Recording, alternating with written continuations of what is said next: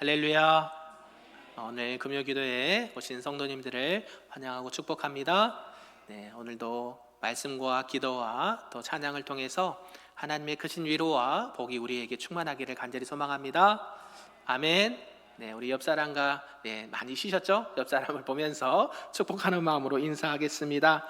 주님 안에서 함께 아름답게 지어져 갑시다. 아멘. 사랑하고 축복합니다. 네, 사랑하고 축복합니다. 크게 하셔도 됩니다. 네, 명절 길 연휴가 좋은 것도 있지만 우리 신앙에서는 그렇게 많이 좋은 것 같지는 않아요. 아무튼 여러분들이 오늘도 말씀을 통해서 큰 은혜가 우리 모두에게 있기를 바랍니다. 아멘. 여러분 혹시 서울 잠실에 가보신 분이 있을 텐데요. 이 잠실에 가면 우리나라에서 가장 높은 빌딩이 하나 있습니다. 무슨 빌딩일까요? 롯데타워예요. 롯데타워. 롯데월드 옆에 이 롯데에서 크게 건물을 지었습니다. 가보신 적이 있는지 또 보신 분들이 있는지도 모르겠습니다. 저희도 그 근처에 살아서 많이 보기는 했는데요, 들어가 보지는 못했어요. 근데요, 우리나라에서 최고로 높은 옛날에 빌딩이 63 빌딩이었죠. 63 빌딩 대한생명 그렇게 있으면서, 그렇게 예전에는 여의도에 이렇게 구경 가면 63 빌딩 보러도 많이 갔었는데요. 지금은 그게 이제 바뀌었습니다. 롯데타워로요. 대한민국에서 가장 높은 건물이 되었습니다. 층수가 총 123층이래요.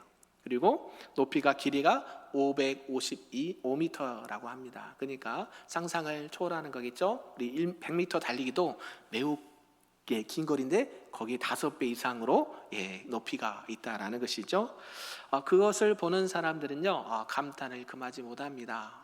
대단하다, 이렇게 보는 것이죠. 근데 이 건물이 처음부터 그렇게 높이 세워졌을까요? 그것은 아니다라는 것이죠. 그것을 이렇게 건축하기 위해서는 많은 설계자가, 건축자들이 애를 쓰고 수고했다라는 것입니다. 그래서 기술자도 또 함께 일하는 노동자들도 각자의 역할에 맞게끔 그 일을 감당하면서 그 높은 웅장한 건물을 짓게 되었다라는 것이죠. 그뿐만 아니라 수많은 자재들도 들어갑니다. 건축하면요, 우리도 뭐 예배당 하면은 뭐 벽돌 하나만 들어간 게 아니겠죠. 그 건축할 때는 수많은 또 자재들도 함께 들어가는 것을 보게 된다라는 것이죠. 결국 그러한 모든 것들이 사람의 인력과 건축 자재와 설계도와 모든 것이 합쳐져서 아름다운 건물, 웅장한 건물이 지어질 수 있다라는 것입니다. 철근 하나, 유리창 하나, 나사 하나도 빠지면 어떻게 될까요? 큰일 납니다. 123층에서 나사 하나 빠지면 건물이 무너질 수 있어요. 마찬가지죠. 그 아무리 웅장하고 큰 모든 아름다운 건물이라도 무엇이라도 하나 실수가 나거나 고장이 나거나 못 쓰게 되면 그 건물은 위험한 건물이 된다는 것이죠. 그래서 서로 연결되어 있습니다. 서로 잘 떨어지지 않고 연결되어 있고요, 맞물려서 연결되어 있습니다. 그래서 지금의 그 웅장한 건축물이 된다라는 사실이죠. 이런 건축의 원리가요, 우리가 성경에서 보니까 이 신앙의 원리와도 많이 비슷하다라는 것이죠. 하나님께서는 우리를 부르실 때 각각 다른 곳에서 다른 배경과 또 성격과 은사를 가지신 분들을 부르셨습니다. 동의하십니까? 네. 그런데 그 부르심은요, 혼자만 잘 살아라라고 부른 것은 아니다라는 것이죠. 바로 그리스도 안에서 함께 지어져가는, 함께 건축되어져가는 그런 하나의 공동체가 바로 우리들이다라는 것입니다. 오늘 본문 에베소서 2장 11절에서 22절까지는 이 건축적인 비유를 들면서 이 복음의 깊은 진리를 우리에게 말씀해주고 있다는 사실입니다. 바울은요, 이 에베소 교회 성도들에게, 특히 이방인이 많았던 그 교회 가운데 말합니다. 너희는 한때 이방인이었다, 외인이었다. 그런데 이제는 하나님 안에서, 주님 안에서 가까워졌고 하나님의 한 가족이 되었다라고 말하고, 또 한 성전 안에서 함께 지어져 간다라고 말을 하고 있다는 것이죠. 이것은 우리가 잘 알듯이 어떤 단순한 교리적 설명을 하기 위해서 하신 것은 아닙니다. 혼자가 아니고 우리는 이제 다 함께 살아가는 함께 지어져 가는 주님 안에서 한 공동체다라는 것을 말씀하고 있죠. 오늘 이런 전체 내용을 통해서 우리에게 주신 말씀을 몇 가지로 좀 살펴보도록 하겠습니다. 그 첫 번째가요, 그리스도 안에서 막힌 담을 허물어졌다라는 것입니다. 우리 본문 조금 길지만 11절에서 16절까지 말씀을 다시 한번 크게 읽어보겠습니다. 시작. 그러므로 생각하라. 너희는 그때에 육체로는 이방인이요 손으로 육체에 행한 할례를 받은 무리라 칭하는 자들로부터 할례를 받지 않은 무리라 칭함을 받은 자들이라. 그때 너희는 그리스도 밖에 있었고 이스라엘 나라 밖의 사람이라. 약속의 언약들에 대하여는 외인이요 세상에서 소망이 없고 하나님도 없는 자이더니 이제는 전에 멀리 있던 너희가 그리스도 예수 안에서 그리스도의 피로 가까워졌느니라. 그는 우리의 화평이신지라. 돌로 하나를 만드사 원수된 것 곧 중간에 막힌 담을 육체로 허시고 법조문으로 된 계명의 율법을 폐하셨으니 이는 이 둘로 자기 안에서 한 새 사람을 지어 화평하게 하시고 또 십자가로 이 둘을 한 몸으로 하나님과 화목하게 하려 하심이라. 원수된 것을 십자가로 소멸하시고. 아멘. 네, 이 긴 설명들이 우리는 하나다, 우리는 하나의 공동체다, 하나의 생명이다라는 것을 말씀하고 있습니다. 사랑하는 성도 여러분, 우리가 살아가다 보면요, 이 마음에 가끔씩 벽이 생길 때가 있습니다. 누군가의 이 관계에 있어서나 아니면 하나님과의 관계에 있어서 설명하기 어려운 이 거리감을 느낄 때가 있다라는 것이죠. 그 벽은요, 눈에는 보이지 않습니다. 그런데 분명히 존재합니다. 그리고 그러한 벽은요, 우리를 외롭게 만듭니다. 때로는 하나님 앞에서 움츠러들게도 만든다라는 것이죠. 그래서 사도 바울은 오늘 본문에서 이 벽에 대해서 이야기를 하고 있습니다. 에베소 교회 성도들의 많은 사람들 중에는 이방인들이 있었다라는 것이죠. 이런 이방인들은 당시 유대인들로부터 하나님과 상관이 없는 자라고 불려졌다는 것이죠. 율법도 없고 너희는 성전에도 들어갈 수 없는 그런 이방인이었다. 그리고 하나님과의 관계에 있어서도 멀리 있는 자였다라고 말하고 있다는 것이죠. 그런데요, 바울은 그런 그들에게 이렇게 12절부터 말합니다. 그때 너희는 그리스도의 밖에 있었지만 또 약속의 언약들에 대해서는 외인이었지만, 그 다음부터 놀라운 선언이 말씀되고 있죠. 이제는 너희가 누구 안에서? 그리스도 예수 안에서 뭐해졌더라? 가까워졌느니라. 할렐루야. 저와 여러분은 처음부터 하나님 안에 있었을까요? 아니죠. 네, 똑같아요.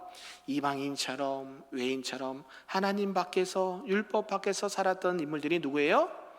네, 저와 여러분들이었다라는 것이죠. 이 내용이 바로 복음의 핵심 내용입니다. 하나님과 멀리 떨어져 있던 우리가, 죄로 인해서 하나님과 단절됐던 우리가 이제는 그리스도 예수 안에서 함께 가까워졌다라고 성경은 말씀하고 있습니다. 결국 하나님과의 관계에 있어서나 사람들과의 관계에 있어서나 그동안 막혀있던 담이 허물어졌다라고 말하고 있는 거예요. 그러면서 바울이 이렇게 말합니다. 그는 우리의 화평이신지라. 중간에 막힌 담을 허시고 십자가로 이 둘을 한 몸으로 하나님과 화목하게 하려 하심이라. 아멘. 이 막힌 담은요, 그냥 유대인과 이방인들 사이의 장벽만을 말한 것이 아니었습니다. 이것은 죄로 인해서 하나님과 우리 인간들 사이에 생긴 단절이었고요, 또 사람들과 사람들 사이의 모든 분열과 이 갈등을 상징하는 것이 바로 이 벽이라는 단어였다는 것이죠. 그런데 우리 예수님의 십자가는 이 모든 장벽을 허무는 능력이 있었다라는 것입니다. 우리 예수님의 십자가는 우리를 하나님과 화목하게 하셨고요, 또 서로 간에, 모든 사람들 간의 관계가 회복되게 하셨다라는 사실입니다. 믿으십니까? 예. 우리 예수님께서요, 마태복음 27장 51절 이하에 보면요, 십자가에 달리셨을 때 어떤 현상이 나타납니까? 예, 성전 안의 휘장이 위에서부터 아래로 찢어졌어요. 예, 이것은 무엇을 의미할까요? 성전 휘장이, 가만히 있는 성전 휘장이 왜 찢어졌을까요? 휘장은 뭐예요? 대제사장이 1년에 한 번씩 백성들의 모든 죄를 사하고자, 제사함을 받고자 그 안에 들어가서 하나님 앞에 제사를 드렸던 곳인데요, 아무나 들어가면 어떻게 됩니까? 죽음을 면치 못하죠. 제사장이라도 맞습니다. 정해지지 않는 시간에 들어가도 안 됩니다. 그런 역할을 감당했던 휘장이 어떻게 됐어요? 예수님께서 십자가에서 죽으실 때 위에서부터 아래로 찢어졌다는 것이에요. 그것은 이제는 휘장이 필요 있어요, 없어요? 없다라고 말해요. 하나님께로 나아가는 게 휘장으로 가려져 있었거든요. 누군가는 그 일을 대신해 줬어야 되는데 이제는 그럴 필요가 있어요, 없어요? 없다. 이제는 하나님 앞에 우리가 담대하게 예수님의 이름으로 달려나갈 수 있다. 아멘. 이게 하나님과 우리가 화목하게 되었다라는 것을 말씀합니다. 그동안 막혀있던 담이 예수 그리스도의 십자가 안에서 허물어졌다라고 성경은 말씀하고 있습니다. 이제는 누구든지, 유대인이든지 이방인이든지 가난한 자든지 부한 자든지 배운 자든지 못 배운 자든지 다 예수 그리스도 안에 들어오면 하나의 하나님의 백성이 되는, 하나님을 만날 수 있는 길을 열어주셨다라는 사실입니다. 이것은 단순히 상징적인 의미가 아니죠. 성전 안에 휘장이 찢어졌다는 것은요, 하나님께서 우리에게 이제 너는 직접 나에게 다가올 수 있다라고 말씀하신 거예요. 이제 더 이상 외인이 아니야. 너는 이제 이방인이 아니야. 너는 누구의 자녀다? 하나님의 자녀가 되었다. 할렐루야. 사랑하는 성도 여러분, 혹시나 저와 여러분의 마음의 벽이 있습니까? 누군가의 관계에 있어서 벽이 아직도 생겨버렸습니까? 말은 하지 않지만 마음이 닿지 않고 또 함께 있어도 외로운 관계에 있지는 않습니까? 그런데 하나님은 우리에게 그 휘장을 찢어버리시고 예수 그리스도 안에 들어오면 화목케 되는 은혜를 베풀어 주셨습니다. 그 누구도 그것을 할 수 없지만 우리 예수님께서 그 길을 열어주신 그 은혜 가운데 우리가 담대하게 하나님의 은혜 앞에 나아가시는 저와 여러분 되기를 간절히 소망합니다. 그래서 마음의 벽을 다 내려놓으시기 바랍니다. 우리 주님 안에서 그동안 쌓여있던 그 마음의 벽, 또 사람들과의 관계 벽, 또 하나님과의 그 벽들을 다 허물어버리고 주님의 이름으로 담대히 하나님 앞에 나가시는 저와 여러분 되기를 간절히 소망합니다. 아멘. 두 번째는요, 우리 모두는 하나님의 가족으로 부르심을 받았다라는 말씀입니다. 우리 본문 17절에서 19절까지 말씀을 함께 읽어보겠습니다. 시작. 또 오셔서 먼 데 있는 너희에게 평안을 전하시고 가까운 데 있는 자들에게 평안을 전하셨으니 이는 그로 말미암아 우리 둘이 한 성령 안에서 아버지께 나감을 얻게 하려 하심이라. 그러므로 이제부터 너희는 외인도 아니요 나그네도 아니요 오직 성도들과 동일한 시민이요 하나님의 권속이라. 아멘. 할렐루야. 네, 우리가 이 땅에 살아가면서 가장 갈망하는 것 중에 하나가 있습니다. 그게 무엇이냐면 소속감이라는 거예요. 소속감. 여러분 직장 다니면 그 직장 안에 소속감이 필요할까요? 반드시 필요할까요? 반드시 필요해요. 내가 A라는 직장에 다니는데 누구도 나를 알아주지 않아요. 누구도 나에게 말을 걸어주지 않아요. 누구도 나에게 관심을 보여주지 않아요. 그러면 어때요? 일할 맛이 납니까? 안 나죠. 마찬가지예요. 교회 안에도 마찬가지입니다. 교회 안에 등록을 했어요. 같이 신앙생활을 하려고 왔습니다. 그런데 누구도 관심을 보여주지 않아요. 어때요? 그러면 뭐를 상실해요? 소속감을 상실하게 돼요. 그러면서 우리가 예수 그리스도께서 우리를 위해서 십자가에 죽으실 때 하나님과의 관계가 회복되고 우리 막힌 담이 허물어지면서 우리에게 무엇을 주시느냐 봤더니 하나님 안에서 하나님의 자녀된 소속감을 주신다는 사실이에요. 믿으십니까? 우리는 그래서 무슨 공동체라고 그래요? 성령 충만한 생명의 은혜의 공동체라고 말해요. 공동체. 혼자가 아니에요. 그리스도 안에 있으면 혼자가 아닙니다. 저와 여러분을 보면 혼자서 신앙생활하면 오래가기 힘듭니다. 누가 됐든지요, 혼자서 열심히 주일날 예배만 드리고 열심히 집에 갑니다. 그런 분들 많이 봤거든요. 전혀 소속되지 않고 찬양대도 또 전도회도 각 기관에도 들어가지 않습니다. 그러면 소속감이 있을까요, 없을까요? 없어요. 그냥 하나님만 만나고 가는 거예요. 그러면 어때요? 신앙이 건강하게 자랄까요? 아닙니다. 우리 주님께서는요, 왜 교회 공동체에서 신앙생활을 하는지를 우리에게 분명하게 말씀하죠. 왜냐하면 우린 누구의 자녀예요? 주의 자녀라. 십자가 그 사랑 찬양했던 우린 누구의 자녀예요? 주님의 자녀예요. 우리는 주님 안에서 한 가족들이란 말이에요. 그런데 어때요? 가족이 서로를 몰라봐요. 될까요, 안 될까요? 안 되죠. 우리는 주님 안에 한 소속된 공동체로서 그 사명을 갖고 있다라는 것입니다.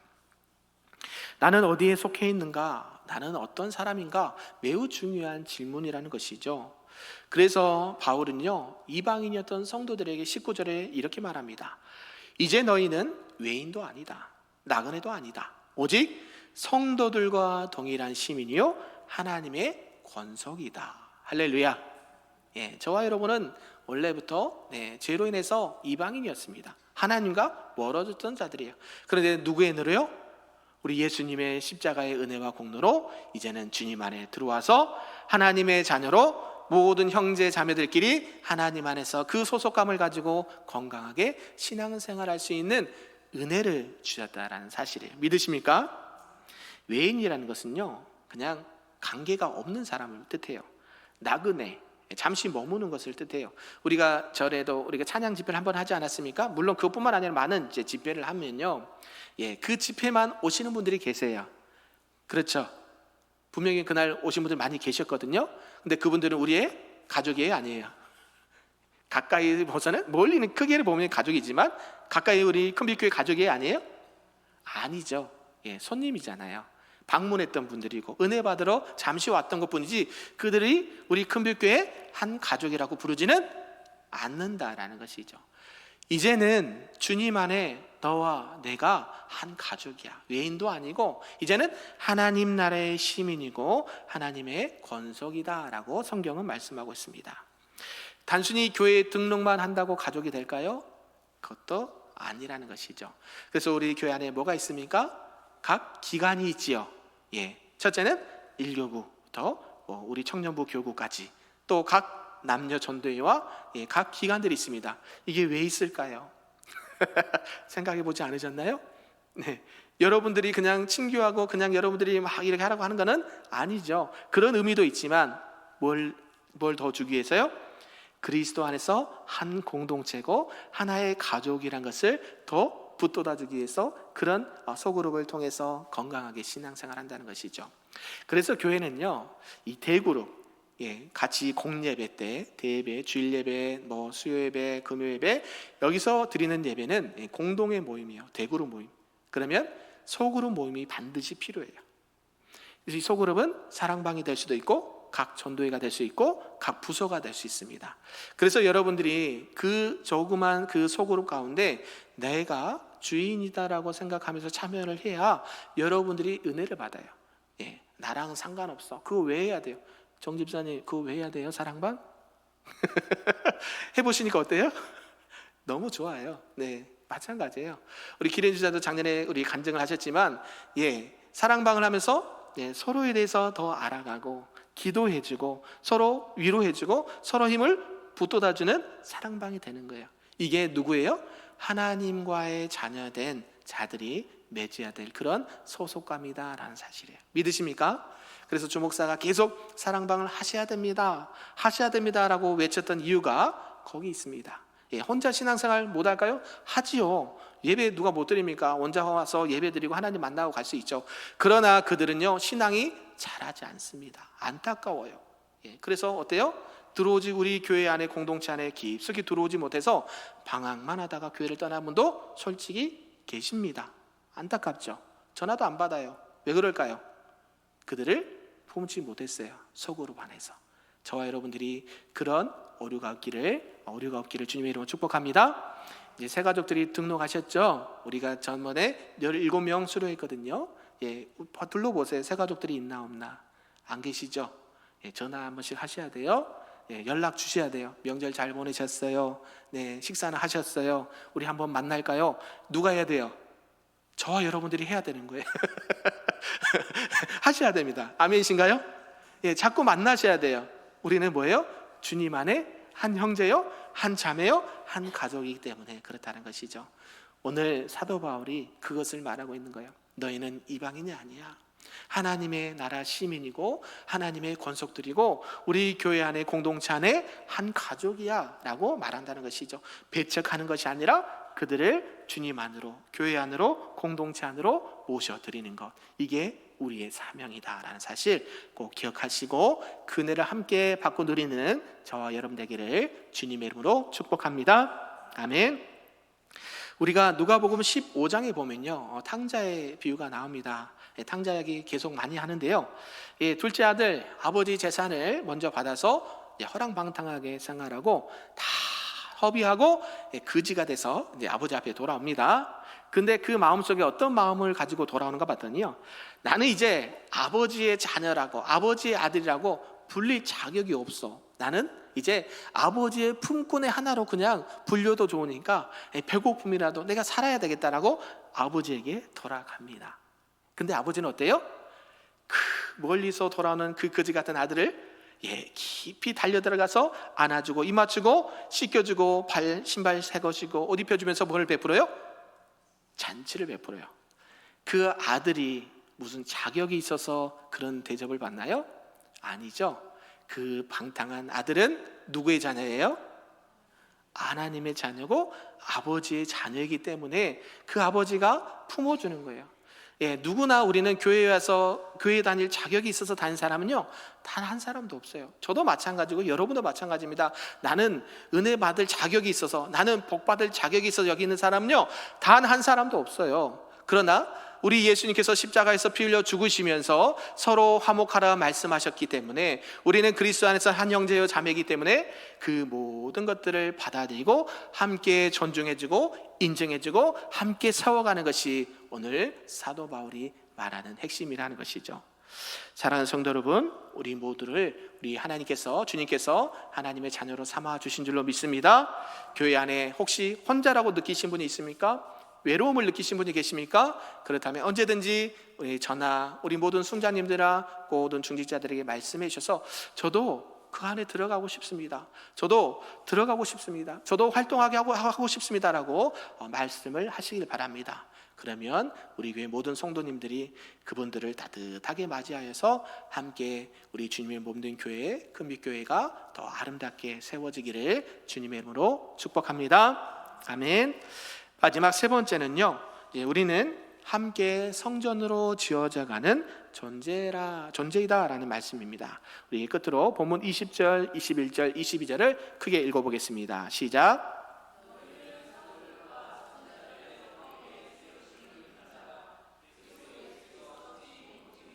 되셨느니라.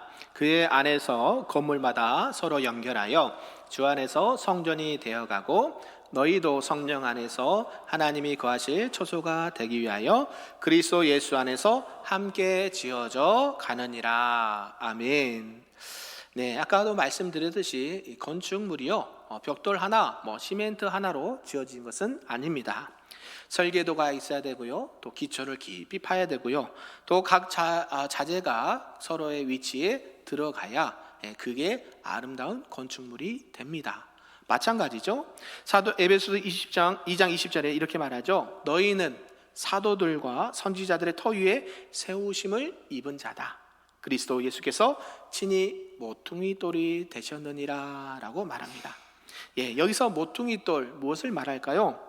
이 건물의 방향과 균형을 결정짓는 것이 바로 모퉁이 돌입니다. 매우 중요한 돌이죠. 그래서 우리가 신앙생활할 때에 함께 지어져 갈 때에 누구를 중심으로 모여야 될까요?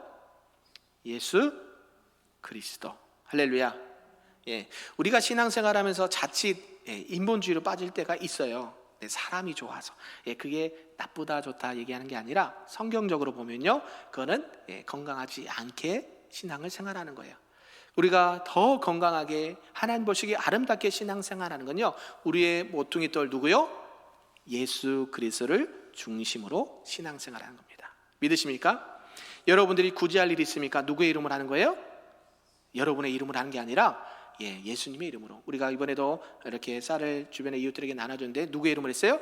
교회 이름으로. 교회 이름으로 했다는 것은 예수님의 이름으로 한 거예요. 마찬가지죠. 여러분이 내가 도울 사람이 있어요. 그럼 누구의 이름으로 도우는 거예요? 예수의 이름으로. 내가 도와줄게. 아니요. 그건 큰일 납니다. 시험 듭니다. 여러분이 도울 일이 있으면 누구의 이름으로? 예수의 이름으로. 또 무슨 일을 합니다. 내가 이것을 열심히 잘해서 이렇게 해야지. 그러면 큰일 납니다. 반드시 시험 듭니다. 누구의 이름으로 하셔야 돼요? 예수님의 이름으로 하셔야 돼요. 이게 매우 중요합니다. 왜요? 예수님이 우리 신앙의 모퉁이 돌이 됩니다. 기준이 되는 거예요. 또 우리가 말씀의 중심으로 신앙생활하는 거죠. 그게 누구예요? 예수님을 뜻하는 것입니다. 로고스, 우리에게 들려주시고 보여주신 그 삶으로 보신 이 문자적인 말씀 로고스가 누구를 뜻하는 거예요? 예수 그리스도입니다. 기준, 캐논 말씀드렸죠. 활자로 된 이 책이 기준이 아니라 여기에 담겨있는 예수 그리스도가 중심이라는 사실이에요. 믿으십니까? 그래서 바울은요 이렇게 말하죠. 건물마다 서로 연결하여 주 안에서 뭐가 되어가고요? 성전이 되어가고 너희도 성령 안에서 하나님이 거하실 처소가 되기 위하여 함께 뭐해져 가느니라? 지어져 가느니라. 할렐루야. 저와 여러분은요 건물마다 서로 연결되어 있고요 주님 안에서 성전이 되어갑니다. 왜 그럴까요? 왜 성전이 되어갈까요? 우리 안에 누가 계셔요? 예수님, 성령님이 계세요. 성령님이 내주하고 계시면 우리는 뭐예요? 그것을 성전이라고 해요. 예배당 말고요. 예배당 말고 우리가 예수님을 나의 구주로 믿는 순간에 누가 오셔요? 성령님이 내 안에 거하신다, 내주하신다 그래요. 그러면 우리는 육체로 썩어질 이것을 사는 것이 아니라 내 안에 계신 누구? 예수 그리스도로 사는 것이라. 갈라디아서 2장 20절에 말씀하시잖아요. 그래서 우리는 성전 대신 성령님 예수님이 내 안에 계실 때에 어때요? 하나님이 거하실 뭐가 돼요? 처소가 돼요. 그래서 우리가 나쁜 것 집어넣지 말라고 하는 이유가 거기에요. 술 취하지 말라. 이는 방탕한 것이니 오직 뭘 받으라? 성령의 충만함을 받으라. 악한 것 행하지 말라. 살인하지 말라. 도둑질 말고 왜요? 우리 안에 누가 계시기 때문에 거룩하신 성령님이 계시기 때문에 이 성령이 거하신 전을 더럽히면 될까요? 안 될까요? 안 돼요. 여기 안에 뭐가 이루어져요? 천국이 이루어지거든요. 마음이 힘드시면 어때요? 천국이 무너져요. 우리가 죄를 지으면 천국이 무너져요. 왜요? 하나님은 죄하고 함께 할 수 없는 분이시기 때문에, 죄하고는 전혀 가까이 할 수 없는 분이시기 때문에 우리가 거짓말을 합니까? 시기합니까? 질투합니까? 행하지 말란 것 행합니까? 아니면 해야 될 걸 하지 않습니까? 그러면 우리의 성전은 자꾸 어두워져요. 밝아지지 않아요. 그래서 사도 바울은 말합니다. 건물마다 서로 연결된 것처럼 너희들도 이제는 이방인이 아니라 그리스도 안에서 한 성전이 되어서 너희도 성령 안에서 함께 하나님이 거하실 처소가 되기 위하여 뭐해지느니라? 지어져 가느니라. 우리는 언제까지 그걸 지어가요? 주님 오시는 그날까지. 할렐루야. 그래서 여러분 예배당도 매우 중요합니다. 그러나 더 중요한 건 뭐예요? 우리 안에 있는 거룩한 성령의 전, 이 성전을 거룩하게 하시고 더욱더 함께 아름답게 지어져가는 저와 여러분 되기를 주님의 이름으로 축복합니다. 그렇게 되면 눈에 보이는 외형적인 것은요 알아서 하나님께서 지어주시는 줄로 믿습니다. 아멘. 그래서 우리가 이 땅 가운데 신앙생활할 때 외롭거나 또 담이 느껴지거나 또 거리감이 있거나 이것은 하나님이 주시는 마음일까요? 사단이 주는 마음일까요? 하나님이 주는 마음은 아니에요. 시기와 질투 누가 주는 마음일까요? 하나님이 그런 거 주시지 않아요. 하나님은요 우리에게 시험을 주시지 않아요. 테스트만 하실 분이죠. 사단은 우리를 유혹합니다. 이렇게 해봐, 먹어봐. 그럼 누구처럼 돼요? 하나님처럼 될 거야. 이거 해봐. 그러면 우리 요새 한참 문제가 되는 게 마약 아니에요? 마약도 어때요? 한 번만 먹어봐. 세상이 다 넣을 거야. 근데 어때? 넘어가면 돼요? 안 돼요? 안 되죠. 죄의 유혹은요 매우 달콤합니다. 선악을 알게 하는 나무, 하와가 봤을 때 어떻게 했어요? 먹음직도 하고 보암직도 하고 지혜롭게 할 만큼 탐스러운 나무인지라. 그것을 자기가 먹고 그와 함께한 누구에게도 줬더라? 아담에게도 줬더라. 아담도 먹어버렸어요. 우리가 주님 안에서 함께 지어져가는 성전으로서 어떻게 신앙생활을 해야 되는지를 한번 뒤돌아봤으면 좋겠습니다. 우리 큰빛교회 제가 온 지 거의 1년이 다 돼가거든요. 계산을 해보니까 우리가 이임식이 11월 1일 날 있잖아요. 제가 온 딱 1년째 되는 날이에요. 저도 생각해봤는데요. 1년 딱 되는 날에 이렇게 임직을 하더라고요. 우리 임직자분들도 그날 임직을 같이 받겠지만 우리는 이 정체성, 교회의 정체성을 잊지 않기를 바랍니다. 우리가 이제 하나님의 자녀로, 물론 모든 성도들 마찬가지입니다. 하나님의 이름으로 귀한 사명을 주시고 직분을 주실 때에 어떻게 교회를 세워가야 되는지를 말씀하고 있어요. 교회는요, 하나님을 먼저 예배하는 곳입니다. 그건 두말할 수 없죠. 대그룹 안에서 예배 빠지면 돼요, 안 돼요? 저는 절대 안 된다고 말씀드립니다. 그래서 제가 이번에 추석 명절에도 솔직히 쉬고 싶었어요. 인간적인 마음으로. 그러나 쉬지 않았어요. 영상으로도 보내드렸어요. 왜요? 그건 저도 누구도 다 알고 있는 사실이기 때문에 육체적으로는 힘드나 영적으로는 어때요? 힘이 나요. 육체는 막 목사님 피곤해 보여요. 제가 피곤해 보입니다 라고 얘기했는데요. 그러나 영은요, 계속 하나님 말씀을 먹고 은혜 가운데 지냈어요. 또 오늘 특별하게 또 컴퓨터가 새로 와서 프로그램 바꾸고 막 하느라고 정신이 없었지만 어때요? 계속 교회가 하나씩 지어져 가는 것을 보게 돼요. 이 외형적인 것이 지어지는 것과 또 있지만 우리 성도님들이 말씀과 기도로 지워져 가는 것을, 세워져 가는 것을 저는 느낍니다. 여러분이 느끼는지 못 느끼는지 모르겠지만 우리 성도님들이 계속해서 말씀과 기도의 자리에 나오고 서로 소그룹을 통해서 함께 지어져는 것을 하나님이 기뻐하시고 말씀 중심의 신앙생활이다라는 것을 강조하고 싶습니다. 사랑하는 성도 여러분, 우리 주변에 아직도 이 맛을 모르는 자들이 있습니까? 아직도 거리가 멀어진 사람들, 하나님 앞에 나오기 쭈뼛거리는 사람들 있습니까?